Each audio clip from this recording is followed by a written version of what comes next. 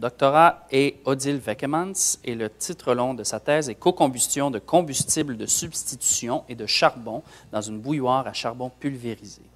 Ses directeurs de recherche sont Jamal Chaouki, Jean-Philippe Laviolette et Ding Rong Bai.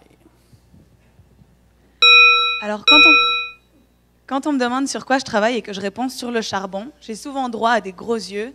Les gens me disent, je pense qu'ils imaginent quelque chose comme les mineurs en haut sur la slide du fin du XXe siècle, début XIXe, mais ils ne se disent pas qu'à l'heure d'aujourd'hui, on a encore beaucoup de pays qui utilisent le charbon comme source d'électricité. Parmi ceux-là, on peut compter par exemple les États-Unis.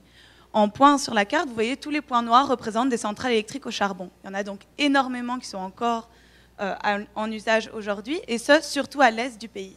Le problème, et ça on le sait tous, c'est que le charbon, c'est fort polluant. Mais qu'est-ce qu'on veut dire par là? Et on veut dire deux choses. D'abord, c'est que le charbon, quand on le brûle, émet du CO2. Et le CO2, c'est un gaz à effet de serre. Mais ça, c'est la même chose pour tous les combustibles fossiles. Donc, quelle est la particularité du charbon? C'est qu'il contient du soufre. Et le problème du soufre, c'est que quand on le brûle, ça émet du SO2, ou dioxyde de soufre.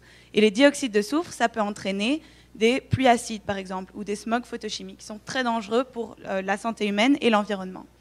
Alors, aux États-Unis, ils ne veulent absolument pas avoir de pluies acides. C'est pour ça que le gouvernement a mis en place des régulations très strictes en ce qui concerne les émissions de soufre. Et donc, les gens de l'Est du pays ont intérêt à trouver des solutions rapidement pour rendre leurs centrales moins polluantes en termes de SO2. Et c'est sur ça que je travaille. Donc, je cherche une solution. Et la solution sur laquelle je me penche, c'est de remplacer une partie du charbon par des déchets. Vous imaginez les déchets, le grand avantage, c'est qu'ils ne contiennent pas de charbon, et en plus, ils sont gratuits. Sauf que des gros déchets, c'est difficile à mélanger avec du charbon, donc on les réduit en petites poudres. C'est ça qu'on appelle des combustibles dérivés de déchets ou combustibles de substitution. On peut avoir des réductions d'environ 10%, mais ce n'est pas suffisant.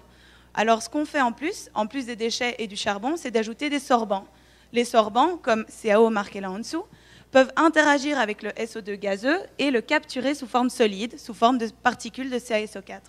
Les particules solides, c'est facile, suffit d'avoir un filtre et on les attrape. Et heureusement, toutes les centrales électriques au charbon en sont pourvues. Alors ça, combiner sorbants, déchets et charbon, c'est une idée complètement nouvelle. Et donc mon projet, c'est de tester différentes combinaisons et de trouver les combinaisons qui permettent les plus grandes réductions de soufre. Alors j'ai réussi à obtenir des réductions jusqu'à plus de 50% des concentrations en SO2. Alors j'espère ainsi trouver non seulement une alternative pour des déchets non recyclables autres que l'enfouissement, et en plus aider les Américains à produire de l'électricité en polluant moins. Merci beaucoup.